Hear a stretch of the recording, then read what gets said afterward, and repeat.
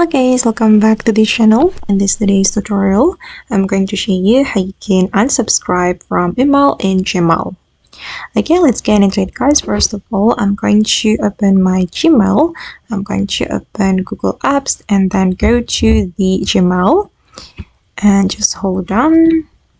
Okay, and you're going to choose the email you want to unsubscribe from, and I'm going to unsubscribe this email, for example. So we just need to go to the email and then we're going to select the unsubscribe button. Okay, just tap on unsubscribe and you will get this question and click on unsubscribe. Okay, and now it's done, and now the email has been unsubscribed from this mailing list, and that's so easy, right? Okay guys, and that's how we can unsubscribe from email.